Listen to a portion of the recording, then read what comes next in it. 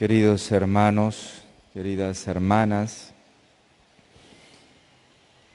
como hemos dicho al comenzar esta Santa Eucaristía, intentamos que cada sábado, como la Madre Iglesia desde siempre, desde sus inicios, ha ofrecido, ha colocado el día sábado como un día para meditar, reflexionar nuestra dimensión mariana, nuestra dimensión espiritual mariana en nuestro corazón. Por eso cada sábado es verdaderamente una ocasión de reflexionar, de meditar y de pensar en María como discípula. Pensemos en María ahora al pie de la cruz, al lado de la cruz.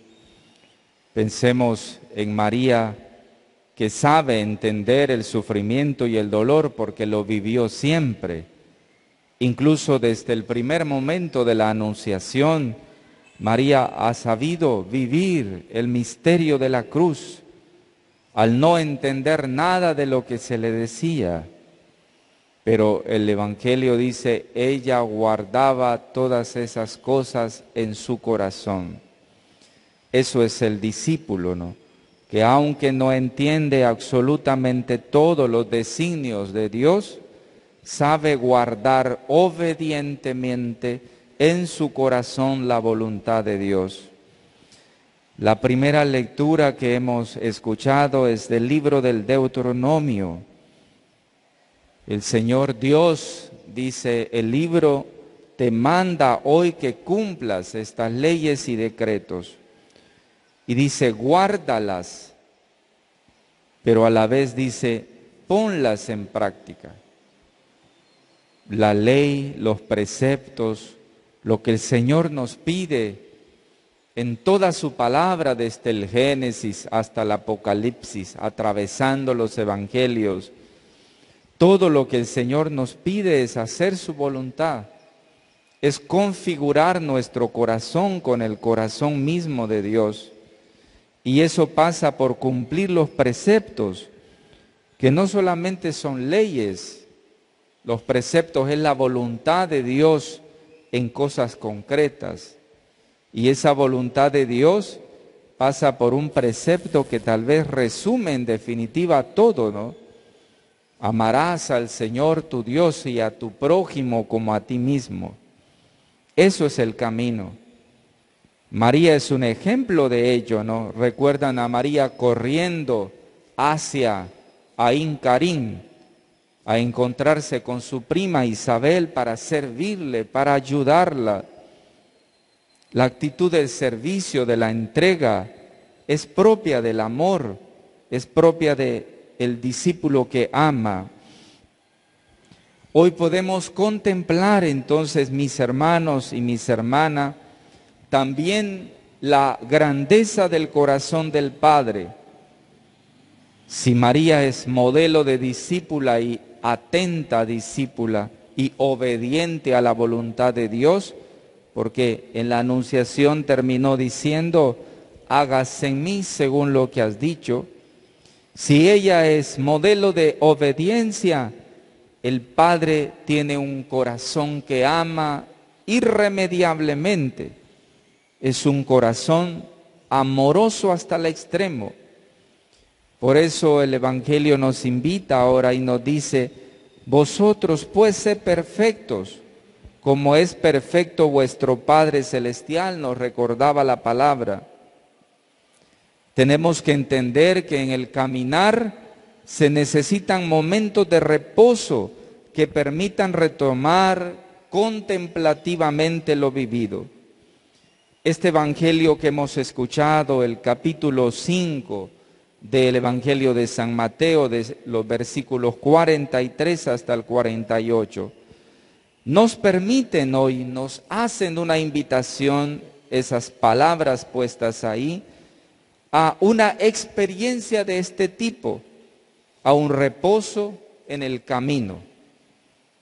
Pareciera que el tiempo de la Cuaresma es eso, un reposo en el camino, un alto en el camino, para reflexionar, para enderezar nuestros senderos, para recurrir al sacramento de la reconciliación y no vivir nuestra vida con tanto pecado y vivir tranquilamente. Es la ocasión de renovar nuestro corazón, de volver a Dios. El horizonte, por eso, de la contemplación es una realidad que está por encima de nosotros mismos y de nuestros pecados.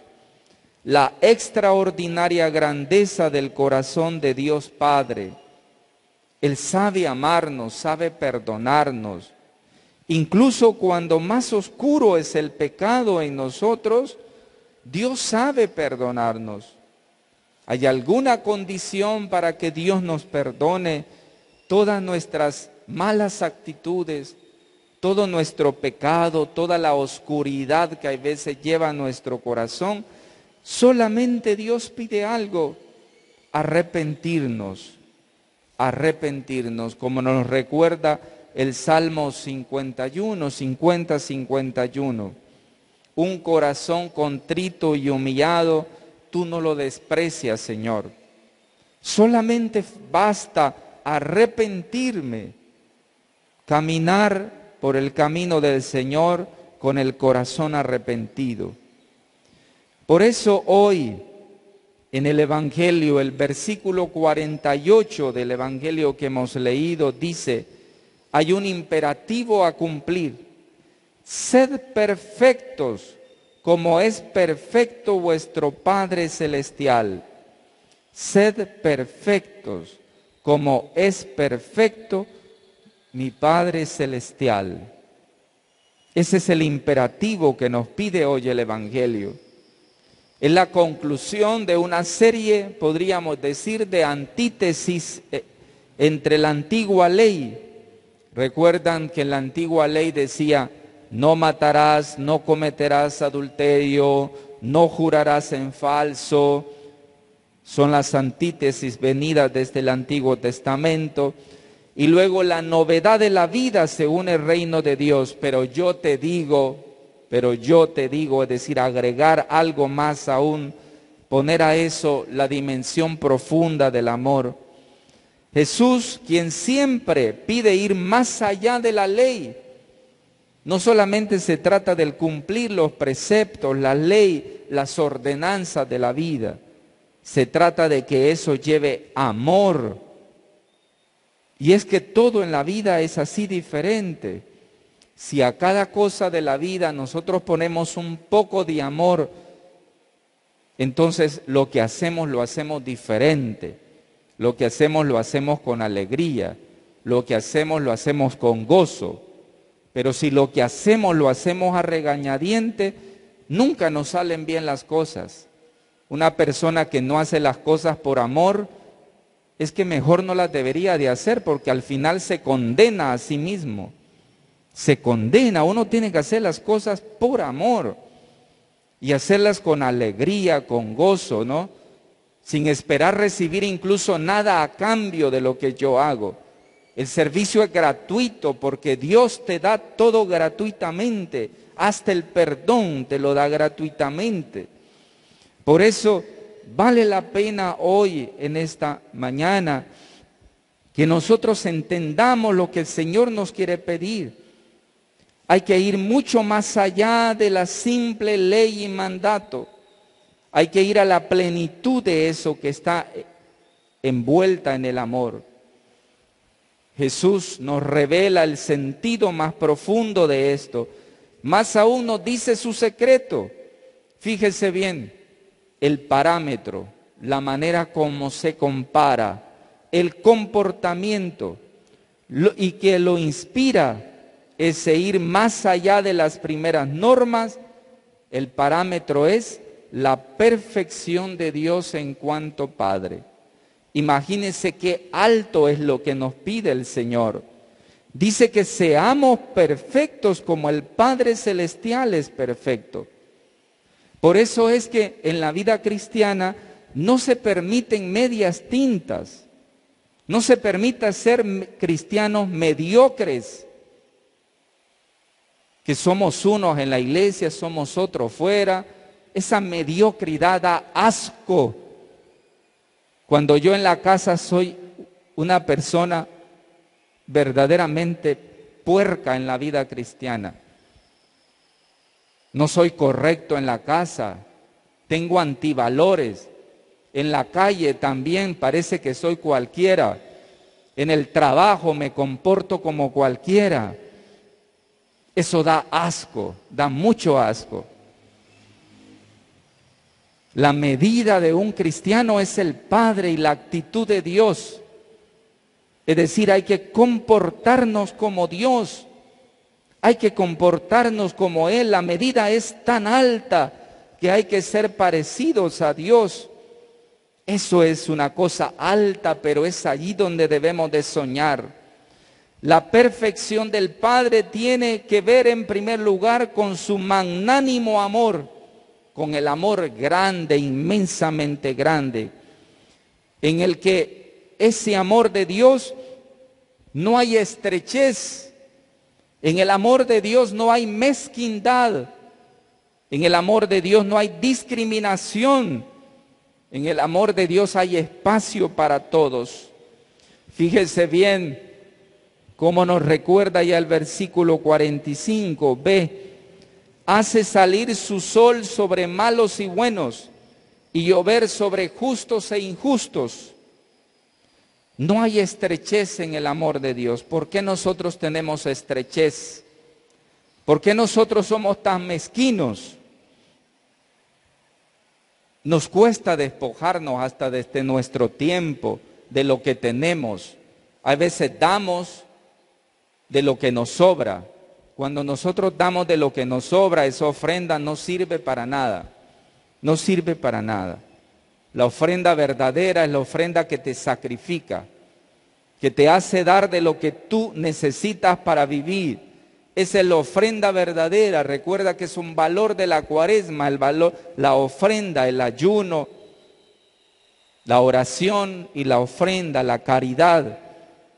Pero la caridad no es dar de lo que me sobra, de lo que tengo extra aquí. No, eso no sirve para nada. Mejor cómetelo tú. La caridad es dar de lo que necesitas, de esto que tienes aquí, pero lo ocupas tú para vivir, de eso lo das, lo compartes. Eso es la caridad, eso es la ofrenda. Eso es Dios. Dios no es mezquino, da de todo lo que tiene, no discrimina. Para todos, Dios irradia vida y bendición. Por eso es que hay que dar un paso adelante con relación al mandato del amor que restringía el amor al círculo estrecho de los compatriotas. Las barreras se rompen de forma inaudita cuando Jesús manda amar al enemigo. Ahí sí que todo se enreda, ¿no? La cosa se nos vuelve más difícil aún. Si el parámetro es ama, sé perfectos como tu Padre Celestial es perfecto, eso ya es bastante. Es decir, tenemos que ser cristianos buenos, no mediocres. Pero todavía la cosa se pone más complicada aún cuando el Señor dice, ama a tus enemigos y rueguen por los que los persiguen. Es difícil, ¿no? No es una cuestión sencilla. Amar allí donde hay armonía y afinidad es fácil, ¿no? Es muy bonito amar al que te ama, amar al que te trata bien, eso está muy bonito. Pero amar al que te falta, amar al que te falla, amar al que se equivoca, amar al que te trata mal, esta es una cuestión todavía más difícil. Eso está en el terreno de lo frágil. Y se nos es difícil verdaderamente, ¿no? A veces invade mi terreno la otra persona. A veces la otra persona invade mis comportamientos y se vuelven como una amenaza para mí. Lo difícil es amar a quien no se merece mi amor. Eso es lo difícil. Amar al que te hace bien, ¿qué mérito tiene? Dice el apóstol Santiago. ¿Qué mérito tiene amar al que te ama? Ningún mérito. Pero amar al que te hace la vida difícil, eso es el mérito. Yo siempre he sacado un ejemplo, ¿no?, de un delegado de un sector X, de un lugar X, que su esposa le pagó mal. Y ese delegado de la palabra perdonó a su esposa y ahí están viviendo juntos.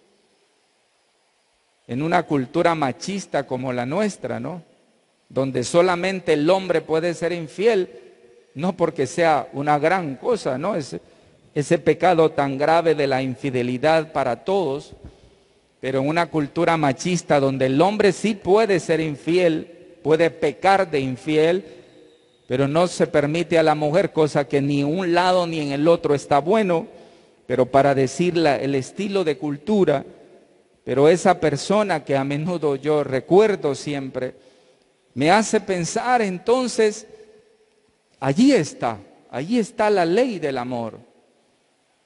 Cuando tú perdonas, cuando yo perdono, cuando yo amo al que te hace daño, al que te afecta.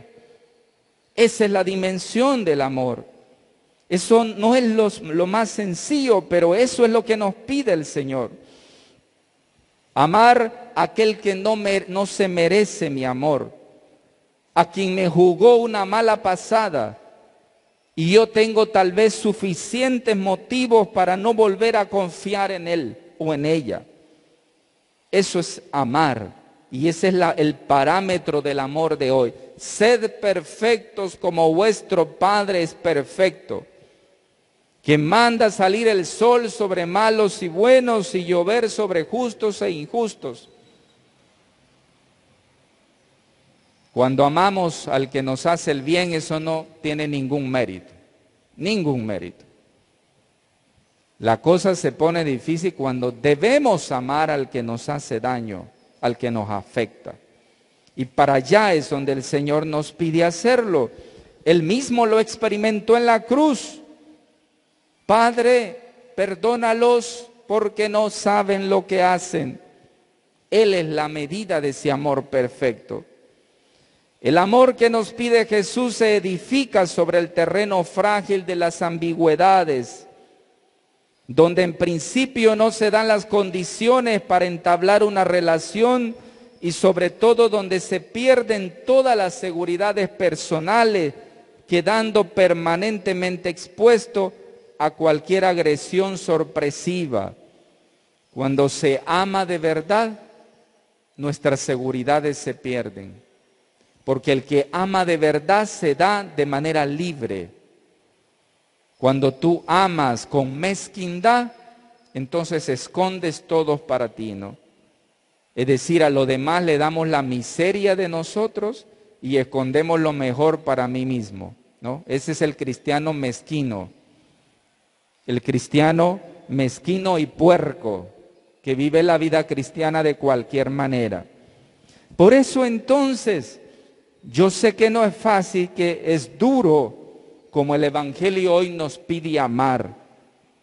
Pero el parámetro siempre va a ser el corazón de Dios Padre, y no el corazón mezquino nuestro, el corazón humano, que busca siempre que se firmen garantías para poder abrirse, que no hay otra alternativa, puesto que el parámetro va a ser siempre el corazón de Dios.